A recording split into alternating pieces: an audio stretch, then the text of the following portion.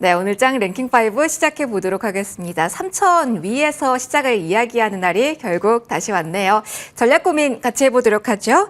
IS 김태성 본부장, KM투자 파트너스 김성훈 대표 두 분 모셨습니다. 어서 오십시오. 네, 안녕하세요. 안녕하세요. 아이고, 그래도 3천 가나 안 가나 했는데 그래도 이번 주에 찍고 금요일을 맞이하고 있습니다. 오늘 자리가 그래서 더 궁금하실 것 같습니다. 1위부터 5위까지 키워드를 선정해 봤는데요. 첫 번째는 3,000패를 뚫었다. 이 시장 전략 이야기로 시작을 해봐야 될 것 같습니다. 3,000패를 터치한 게 아니라요. 뚫고 더 올라가고 있는 현재 구간입니다. 일단 시장 이야기 하면서 질문 이렇게 가야 될 것 같습니다. 김태성 본부장님께 먼저 드릴게요. 네. 1% 넘게 코스피 오르고 있습니다. 3,000선이거든요. 이게 많은 분들이 궁금하실 것 같아요. 위로 계속 보면서 이전과 별다르지 않게 전략을 꾸려가면 될지 아니면 전략을 바꿔야 될지도 궁금하실 것 같고요. 특히 앞에가 3자인데 본부장님, 네. 내 계좌 수익률은 이 앞자가 바뀐 거를 체감하지 못하고 있다라는 분이 계실 거고 여기에 맞아 하시는 분도 계실 것 같아요. 네. 이 두 분 사이의 전략도 달라야 되는지도 팁 같이 주시면 좋을 것 같아요. 일단 이 3,000포인트라고 하는 상징성을 우리가 오늘 정말 오랜만에 한 번 더 확인을 했죠. 네. 일단 더 의미가 있는 것은 저는 두 가지라고 좀 보여져요. 일단 첫 번째, 삼성전자가 움직여서 3,000포인트가 만들어졌는가? 그건 아니었다라는 거죠. 삼성전자뿐만 아니었습니다. 삼성물산과 삼성화재, 삼성 SDS 이들이 크게 움직이지 않는 상태에서 만들어낸 3,000포인트라는 것은 만약 삼성그룹사가 전체적으로 다시 한번 수급을 받았을 땐 더 강하게 움직여줄 수 있는 룸 자체가 많다라고 저는 느껴질 수 있는 부분이어서 이 부분을 꼭 여러분들이 인지는 좀 하셨으면 좋겠어요. 근데 두 번째, 긍정적인 부분만 볼 수는 없습니다. 그러니까 두 번째 제가 좀 이야기 드리고 싶은 건 네. 약간의 시장에 깨름직한 요소는 여전히 있다라는 거죠. 일단 크게 중동의 리스크에 대해서 미국이 반응하지 않았다라는 것, 그리고 여전히 트럼프의 폭목별 관세에 대한 이야기는 ING 중이다라는 것을 저는 인지는 좀 하셔야 될 것 같아요. 그래서 참으셨다가 오늘 결국엔 3,000포인트 넘어갔다 하셔서 계속 가고 있었던 종목, 잘 가고 있던 종목에 대한 비중 확대를 공격적으로 하신다면 다음 주라든지 혹은 6월 말 7월 초 중순에 나올 수 있는 수급적인 변화에 굉장히 또 스트레스를 저는 받을 수 있다는 생각이 들어요. 그래서 지금 비중 확대에 대해서는 저는 코스피에서 한다면 저는 삼성그룹사에 좀 집중을 하시는 게 좋을 것 같고요. 코스피보다는 코스닥 종목군들에 대한 추가적인 상승세에 조금 더 집중을 해보시는 게 어떨까라는 생각이 듭니다. 결국 코스피만 갈 수도 없고 코스닥만 안 갈 수도 없습니다. 코스피가 가면 전체적으로 코스닥도 지금 따라오는 패턴이 우리나라 증시의 기존까지의 흐름이었기에 일단 코스피가 여기서 더 강하게 치고 가면 저도 물론 좋죠. 그죠. 근데 그렇지 못한다 하더라도 코스피가 잘 버텨주고 있는 상황 속에 저는 코스닥 지수가 따라 올라갈 가능성이 높다는 생각이 들고 있고 코스닥 지수가 올라가려면 크게 두 가지 섹터가 움직여야 되죠. 첫 번째로는 제약바이오와 두 번째로는 2차 전지. 오늘 2차 전지주가 약간의 그 화답을 좀 보여주고 네. 있는 상황이기에 저는 코스피보다는 코스닥 지수의 상승 그리고 이제 코스닥 종목군들에 조금 더 집중을 해보시는 게 맞을 것 같고 사실 최근에 지수 상승에 많은 개인 투자자분들이 내 계좌는 크게 달라진 것 없다고 느껴지실 수밖에 없었을 것 같아요. 그 이유는 뭐냐면 가는 기업이 너무 강하게 가고 그리고 지주사, 은행주, 보험주 그러니까 개인 투자자분들이 원래 그렇게까지 선호하지 않는 섹터가 지금 만들어낸 지수의 상승이었기 때문에 여기에 크게 포모 현상을 느끼실 필요도 저는 없다는 생각이 듭니다. 지금부터라도 저는 여러분들이 조금 더 종목군들에게 집중을 한다면 더 좋은 성과를 낼 수 있으니까 너무 급하게 생각하지 않으셨으면 좋겠다는 의견까지 드려보도록 하겠습니다. 본부장님과 세부적인 이야기는 밑에 키워드 보면서 하겠지만 일단 본부장님 지금까지 강하게 올라오면서 이 강세를 이끌었던 종목군, 업종군에 대한 수익은 일부 챙기는 게 좋겠다로 제가 정리해도 괜찮을까요? 네. 알겠습니다.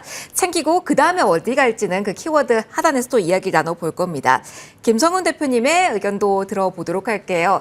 기류 변화가 있을까요? 여기서부터 시작을 또 한번 해볼게요. 조선, 방산, 그리고 뭐 전력기기까지 한다면 이 종목들이 3천 언저리까지 지수를 강하게 끌어왔잖아요. 뭐 지주사도 그렇고요. 계속 우리가 가지고 있던 기존 전략을 끌고 가도 될지요? 외국인 주도로의 한 번 더 레벨업을 생각하시는지 아니면 지금부터는 약간의 수급과 가는 종목의 변화도 느끼고 계신지 궁금합니다. 일단 가장 중요한 거는 유동성이 굉장히 풍부해졌기 때문에 네. 주도주도 가고 수혜주도 갈 건데 다 같이 들어온다. 네, 다 같이. 왜냐면 이제 지금 넥스트 트레이드 시장에서도 벌써 9조 가까이 일평균으로 그래서 거래 대금을 합산하면 30조 시장 그리고 예탁금도 지금 60조에서 거의 뭐 한 70조 가까운 수준까지도 올라왔기 때문에 이제는 미국 시장이 아니고 한국 증시에서 유동성에 대한 랠리가 굉장히 많이 풍부해졌기 때문에 아까 이제 본부장님께서도 코스닥에 대한 지수에 대한 활용도도 아까 네네. 말씀을 해주셨기 때문에 저는 또 포커싱을 맞춰주는 게 중꺾마를 지금 얘기해야 될 것 같은데 이게 중꺾마 무슨 얘기냐면 수출주가 지금 많이 조금 그래도 부진하잖아요. 현대차라든지 뭐 삼성전자를 비롯해서 반도체 업종이 상대적으로 부진했지만은 앞서서 나왔던 이제 이 관세에 대한 리스크가 좀 많이 이제는 어느 정도 주가에 좀 많이 맞아놓은 상황이기 때문에 오히려 다음 주에는 현대차를 중심으로 일단 모건스테인리에서 목표가를 지금 상향했다는 뉴스도 계속 전해드렸는데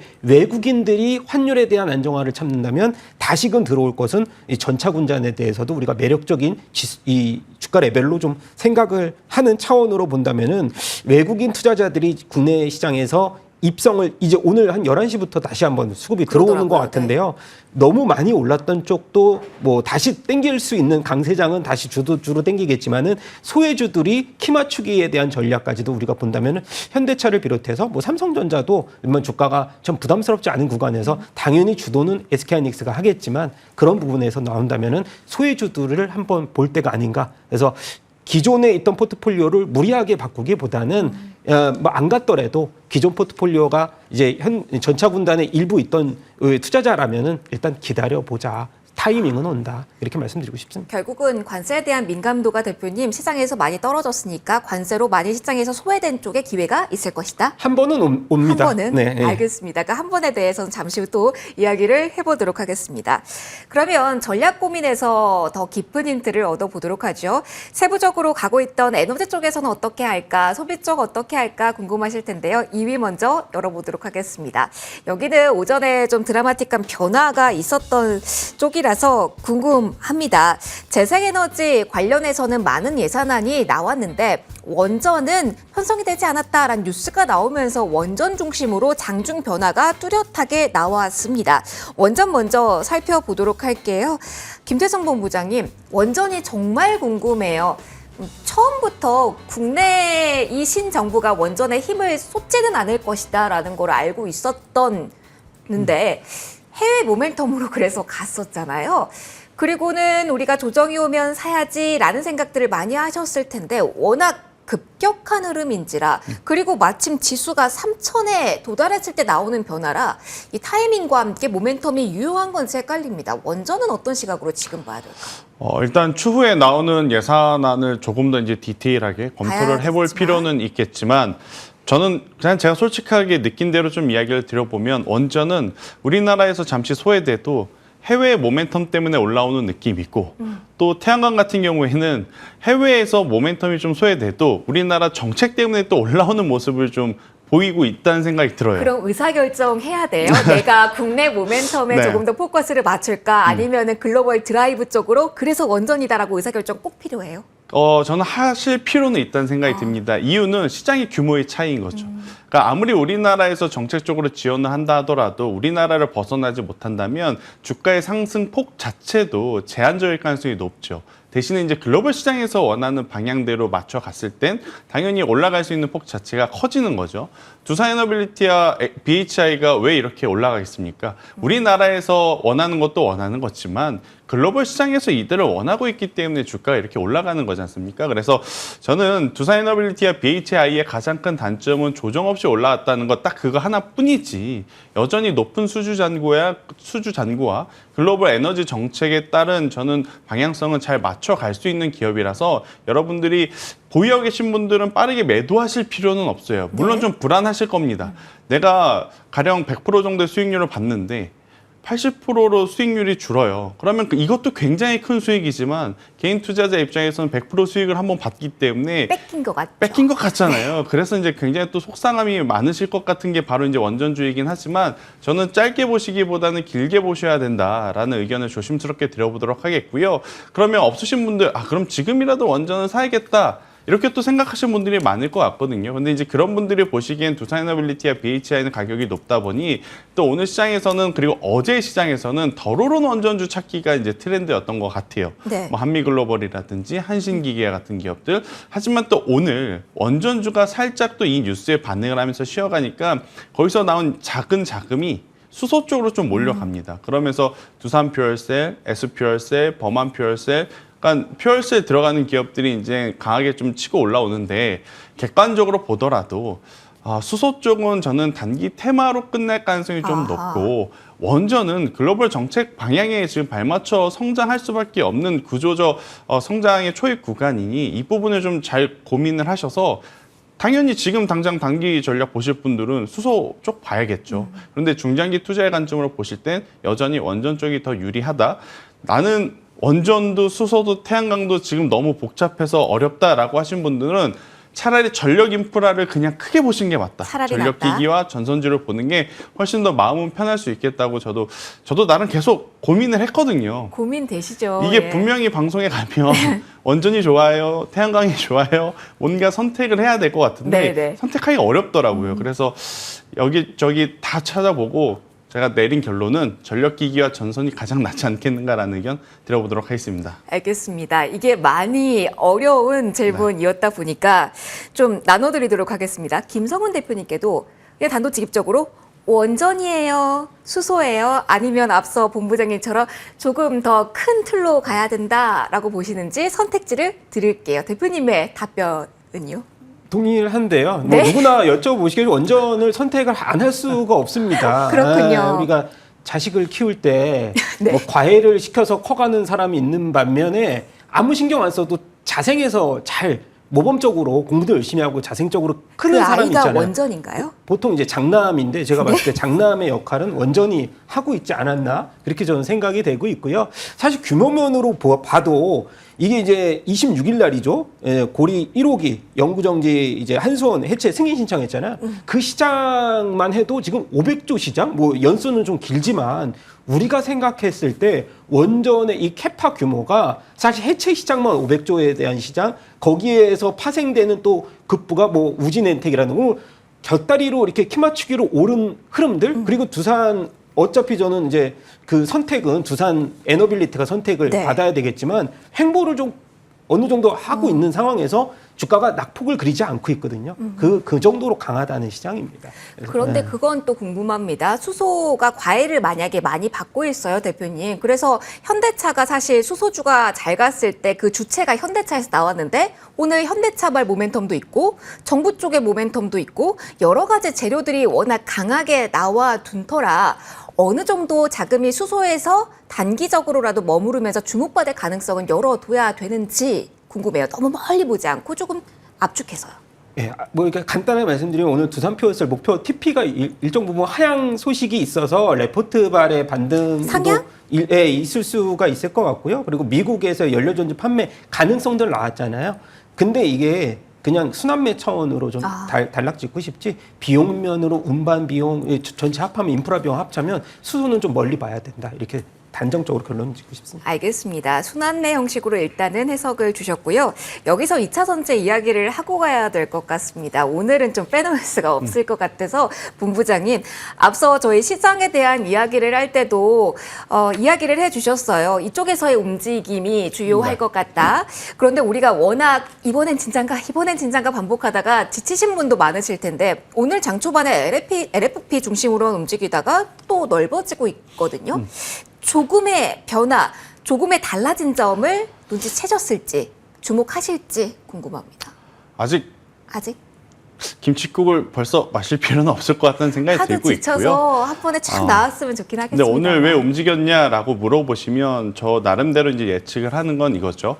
결국엔 우리가 상징성이 있었던 3,000포인트를 넘어가죠. 그렇게 네. 되면 굉장히 또 참고 있었던 매수 자금도 시장에 들어올 가능성이 높다라고 가정을 했을 때 가장 마음이 불편한 쪽은 어디겠는가? 2차 전지? 공매도가 비중이 많은 쪽이 이제는 불편하겠죠. 지수가 이렇게 좋으면 결국 시장에 자금이 들어올 거고 시장에 자금이 들어왔을 때 가는 쪽에 힘을 더 보태줄 수도 있지만 그동안에 안 가고 있었던 종목에도 수급이 들어오면 수급의 빈집 형태였기 때문에 적은 금액만 들어와도 이게 확 탄력이 붙을 수가 있거든요. 그래서 아마 공매도 환매 물량까지 우리가 이제 보통 이제 숏 커버링이라고 하죠. 그 물량까지 겹쳐지면서 공교롭게도 3,000포인트 넘어가는 그 순간부터 2차 전지가 확 붙기 시작을 했거든요. 그래서 오늘은 더 큰 의미 부여를 하기보다는 일단 그 정도 수준으로 이해를 하시는 게 맞을 것 같고 대신에 다음 주 초 그러니까 이번 주에 미국에서 큰 어떤 변화의 바람이 불어오지 않아서 다음 주에도 시장이 여전히 견고하게 우상향을 해준다라고 하면 그때 2차 전지주들의 수급 동향을 꼭 보셔야 될 것 같아요. 수급 동향 중에 만약 외국인 혹은 기관이라고 한다면 연기금 쪽에서 수급만 들어온다라고 이게 확인이 되면 저는 그 이후에는 괜찮지만 그 전에는 우리가 계속 지금까지 속아 왔지 않습니까? 그런 패턴일 가능성이 높으니까 먼저 환호하실 필요는 없다. 대신에 지수가 이렇게 좋으니 그래도 의미 있는 좀 반등이 나올 가능성은 저는 정말 높게 볼 수 있다는 의견 드리겠습니다. 아무래도 여기서 또 한 번의 레벨업이 지수 자체에는 필요하니까요. 조금 더 지켜보도록 하겠습니다. 세 번째 키워드로 넘어갈까요? 소비에 대한 이야기는 저희가 여러 번 했었는데요. 내수에 대한 모멘텀 플러스 중국발 모멘텀, 오늘 오르고 있는 종목군이 여기에 상당히 많습니다.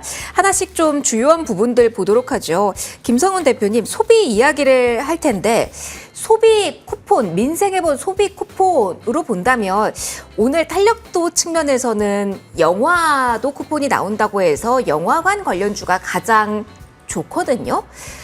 지금까지 이 내수 부양책으로 움직이지 않았던 쪽에서의 흐름을 기대할 만할까요? 아니면 조금 더 큰 틀에서 가장 수혜를 크게 받을 수 있는 쪽으로 다시 돈이 이동할 것이다 라고 좀 전략을 세워야 되는지, 이 부양책에 따른 흐름은 어떻게 판단하고 전략을 좀 세워가야 될까요? 오늘 보니까는 뭐 CJ, CGV, 뉴 이런 종목들이 그래도 오랜만에 아주 강세를 나타냈는데 그 이슈보다는 이제 매각의 이슈가 좀 더 큰 것 같아요. 안 되는 그 이제 CGI 지분, 홀딩스 지분 이제 매각한다는 소식, 이게 아마 더해져서 그럴 거지. 저는 가장 키워드는 소비 쿠폰 예산 13조 굉장히 많습니다. 그것은 우리가 오늘 확인했듯이 선택적 소비로 가야 되지 않을까. 그것이 화장품이나 제가 이제 K뷰티도 많이 설명드렸지만 그런 부분들이 오늘 강세를 나타냈던, 거기에 한알령까지 플러스가 더해져서 지금 소비에 대한 키워드 영화도 있고 최근에 이제 미디어 관련주들도 상승세를 많이 보였잖아요. 그것은 K컬처에 대한 정부 지원이 51조가 나왔기 때문에 그런 것 때문에 저는 지금 흐름에서는 계속해서 뷰티 쪽, 화장품 쪽을 그래도 예산안 소비 쿠폰, 지역사랑 상품권이 이쪽으로서 소비가 많이 되지 않을까라고 보여지고 있습니다. 추가적으로 이쪽에 탄력이 나올 수 있다라고 보시는 거죠, 대표님? 네, 계속해서 이쪽이고, 그 다음에 제가 LG생활건강, 아모레퍼시픽 얘기를 짧게 하자면 이쪽 부근의 친구들도 지금은 저가에 대한 브랜드의 가치를 지금 주목했기 때문에 다이소 입점하려고 굉장히 많이 노력을 하잖아요. 거기서 재미를 봤었고, 그래서 지금 보면은 일단 소외주들의 반등은 아니고 누가 다이소에 입점을 했는지, 그리고 편의점에 입점을 했는지, 그것이 굉장히 중요할 거고 거기서 소비가 이루어지는 그런 구조가 만들어진다, 이렇게 말씀드리고 싶습니다. 그렇군요. 제가 다이소까지는 생각을 못했는데 어디에 입점을 하냐에 따라서 내수에 대한 모멘텀도 강화될 수 있다라는 부분 언급을 해주셨습니다. 화장품 하면 오늘 리포트 영향도 있고 중국발 이슈 있어서 여기에 포커스도 한번 맞춰보도록 하겠습니다. 본부장님, 사실 아모레퍼시픽의 리포트가 오늘 나왔는데 이렇게 목표 주가가 올라간 건 정말 오랜만이었던 것 같고 중국에 대한 이야기가 나온 것도 진짜 오랜만이었던 것 같아요.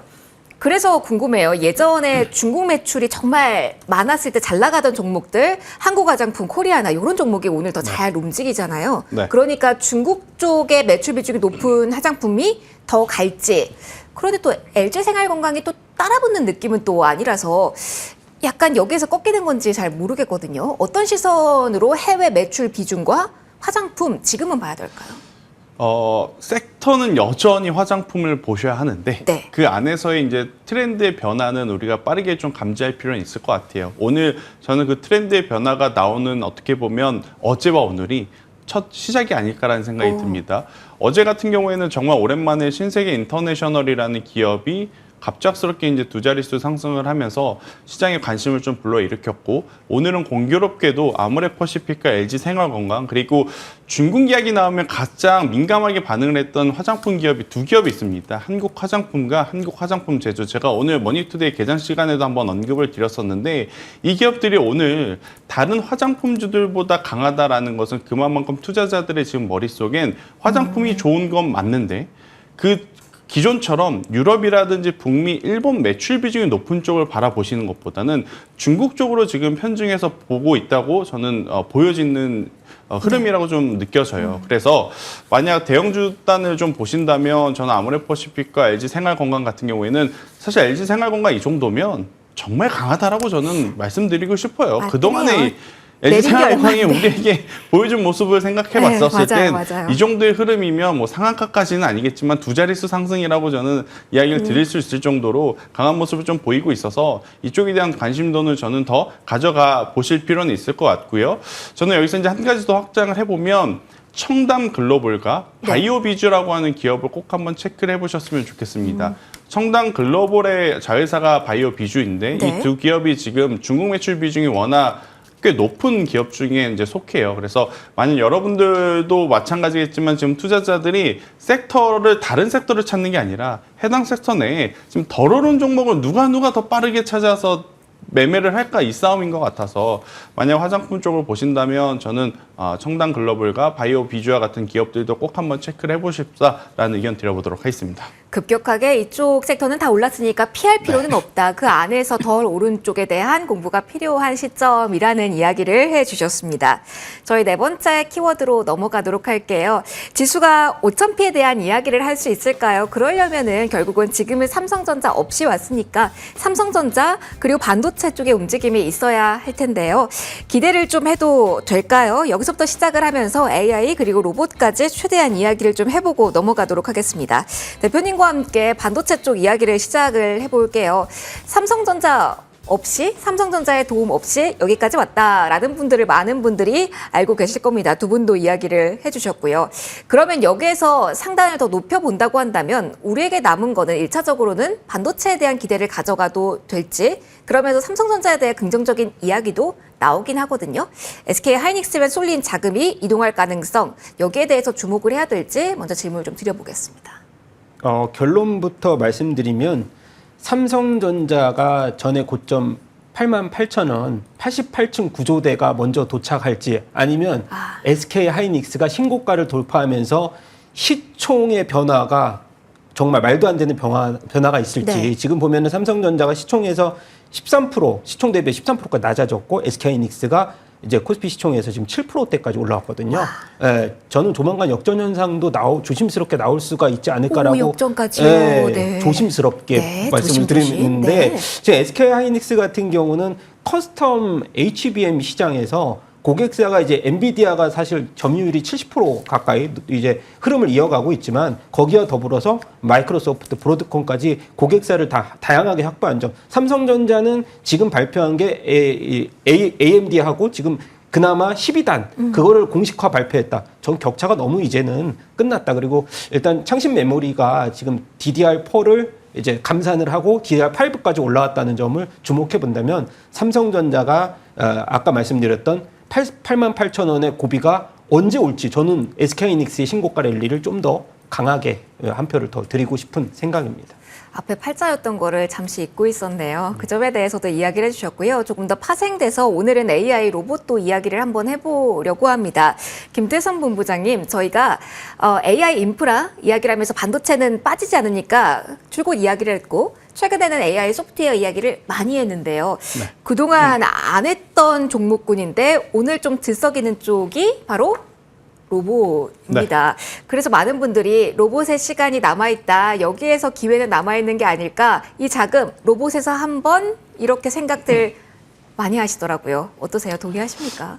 저도 그런 기대하세요? 관점으로 보면 네. 로봇주들도 한번 움직일 수 있겠다. 지금 다 보면 안 오른 거 하나를 딱 꼽아보자 했었을 때는 로봇만 지금 예, 순환매가 맞아요. 거의 없었거든요. 네. 그러니까 이제 투자자분들이 로봇주들이 슬슬 또 오늘 레인보우 로보틱스가 그나마 또 5% 이상 상승세를 보여주니까 이젠 로봇주들까지도 움직일 수 있겠다. 이런 흐름도 이제 체크를 하는 거고, 두 번째로는 뭐 여러 가지 대내 변수가 지금 계속 자극을 줄 때마다 AI라든지 로봇이라든지 이쪽에 대한 수급 현상이 좀 개선이 되고 있는 상황이에요. 그런데 이제 문제는 뭐냐면 AI 소프트웨어는 아직은 아니지만 로봇 같은 경우에는 우리가 작년에 한번 큰 시세를 맛봤잖아요. 네네. 큰 시세를 맛보고 가장 지금 안 좋은 상황은 뭐냐면 그 주가만큼 이 로봇주들이 얼마만큼 성장을 했는지 보여주질 못하고 있어요. 그러니까 대표적인 레인보우 로보틱스조차 레인보우 로보틱스가 지금 어떤 로봇을 만들고 있고 그들이 만드는 로봇이 어떤 수준까지 왔는지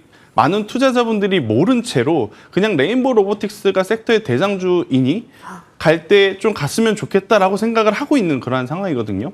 테슬라의 옵티머스라든지 테슬라의 휴머노이드 우리가 뭐 일론 머스크 욕은 해도 그 기술을 보여주잖아요. 무시할 수 없는 게 중간중간 과정들을 우리가 계속 알고 있지 않습니까? 맞아요. 어디까지 성장을 했는지. 그런데 우리나라 로봇주들의 가장 큰 아쉬움은 물론 감속기라든지 액추에이터 쪽은 부품이라서 보여줘도 우리가 모르는 건 이해합니다. 하지만 완성 로봇을 만드는 기업들이라면 저는 적어도 어느 정도 주주들하고의 좀 소통을 통해서 제품들을 좀 보여줬으면 하는 내심, 개인적인 욕심도 있는데 그런 것들이 아닌 채로 단순히 미국에서도 로봇주가 강했고 우리나라도 로봇주만 안 움직였으니까 이제 로봇주가 갈 거야? 라는 투자는 다소 좀 무리가 있을 것 같아요. 왜냐? 이제 막 시작하는 단계가 아니라 이미 한번 우리의 기대감을 한껏 맛봤는데 거기에 지금 걸맞는 성적표를 내지 못한 그러한 위치라서 단기 조금 수급 플레이만 가능하지 지금 구간에서부터 로봇을 좀 강력하게 보기에는 다소 좀 어려울 것 같고 이렇게 되면 또 로봇 섹터 내에 나는 아닌데 이렇게 또 생각하는 로봇주도 있을 겁니다. 그래서 그 로봇들을 좀 추려보면 뭐 클로봇 같은 경우 또 하이젠 RNN 같은 경우 그리고 SBB텍과 SPG처럼 일단은 국산화하거나 자체 기술력 좀 퍼포먼스를 내보이는 쪽은 그래도 이제 보셔도 되지만 그 외의 종목군들은 조금은 조심할 필요 있다라는 의견 드리겠습니다. 확인이 안 됐으니까요. 그리고 AI도 이야기를 함께 하고 갈게요. 본부장님께서 원픽을 여기에서 가져와 주셔서 연결해서 가도록 하겠습니다. 강한 쪽에서 덜 오른쪽을 찾아야 되는 것이다 라는 조언 주셨습니다. 거기에 부합하는 종목일까요? 저는 오늘 3빌리언이라는 기업을 네. 가지고 나왔는데요.